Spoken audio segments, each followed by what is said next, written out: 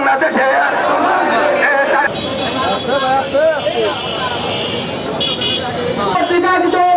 আজকের এই বিক্ষোভ সমাবেশে ইতিমধ্যে আমাদের মন্ত্রী উপস্থিত হয়েছেন। আজকের অনুষ্ঠানের মাননীয় বিশেষ অতিথি